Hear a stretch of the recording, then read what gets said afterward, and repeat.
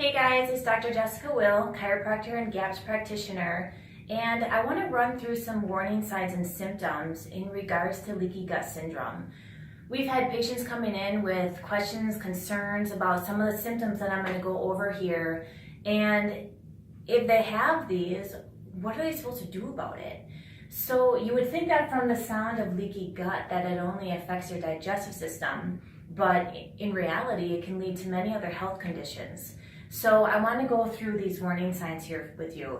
And I broke leaky gut syndrome down into 4 categories: gastric, brain, internal, and external. And I did this for really no other reason than just because it makes sense to me. I think that it simplifies the whole thing. So gastric meaning stomach. Your first warning sign would be gas and bloating, cramping of the stomach. Second one, inflammatory bowel disease. So this would be a category that consists of Crohn's disease, irritable bowel syndrome, ulcerative colitis. And as a matter of fact, if you had these would actually be a huge warning sign that you have a very severe case of leaky gut syndrome, okay? Even if you had chronic constipation and diarrhea, those are also warning signs of leaky gut. The last one for gastric would be malabsorption. So you could very well be deficient in your vitamins and your minerals, even though you swear you're getting enough nutrients from the food that you're eating. But remember this phrase: you aren't what you eat, but you are what you digest, okay? So let's move on to the brain. First warning sign with the brain would be emotional instability. Whether this is moodiness, anxiety, depression, bipolar, OCD, schizophrenia. Second one, behavioral issues. So, who of you has a child that is just so difficult to reason with? This could be an early warning sign of leaky gut. There's a huge correlation between the brain and the gut. Learning disabilities. People on the spectrum line, ADD, ADHD, autism. So again, your child's digestive system holds the key to their brain health. So if you're not feeding them good, healthy food and their gut's not absorbing it, their brain's not going to be healthy either. Their mental development will be delayed. Last one, headaches, migraines. I see this all the time. We have patients coming in with chronic migraines and they need to analyze your diet. So just a heads up. Moving on to internal. Autoimmune diseases. Things like type 1 diabetes, rheumatoid arthritis, Graves' disease, chronic fatigue, fibromyalgia. What happens is proteins like gluten and casein, they end up leaking into our bloodstream and then they recirculate and they cause inflammation in our entire body. And it ends up causing our immune system to basically attack itself, especially if it's going on for a really long time. Next one, adrenal and thyroid dysfunction.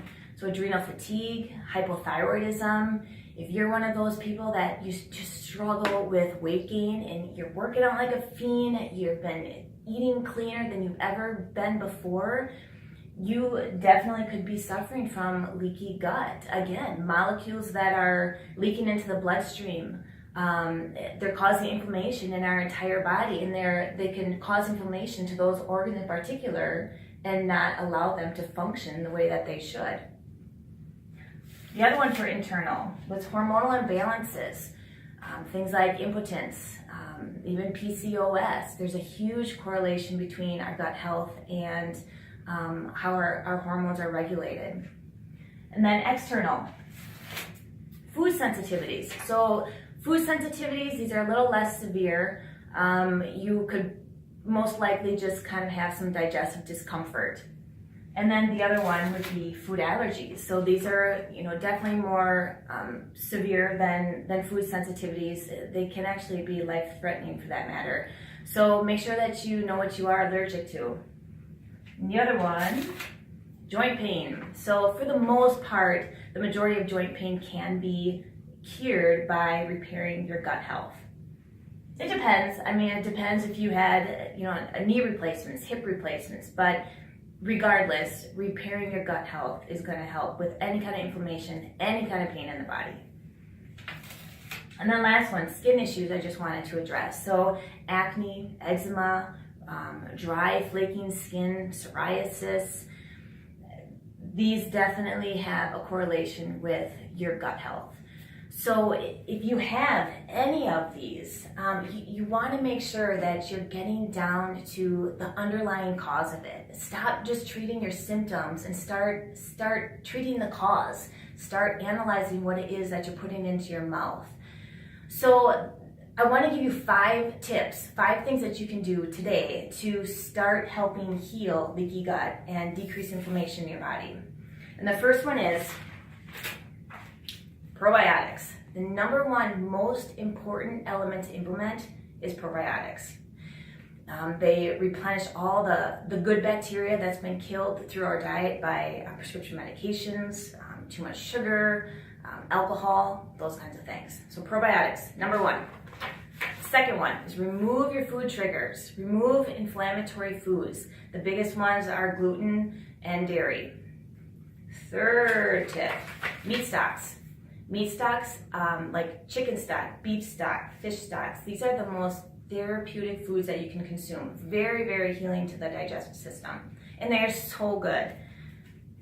Okay, fourth one, fermented foods. So try to implement more probiotic-rich fermented foods such as homemade yogurt, homemade sour cream, sauerkraut, miso, tempeh, kombucha. Kombucha is not for everybody, especially if you have like a yeast overgrowth, too much fungus in your body. Kombucha is not the one for you, but kombucha is very healing. And then the last one would be digestive enzymes. So digestive enzymes help break down your food into smaller particles so that your stomach can absorb it better. So that way then your body can utilize it. So again, the first one's probiotics. The second one is remove your food triggers, eat fermented foods, and drink meat stocks, and then consume some digestive enzymes. So you guys, if you have any questions, any concerns about these at all, we're here to help. So feel free to call our office or send us an email. We want to help you. Thanks so much.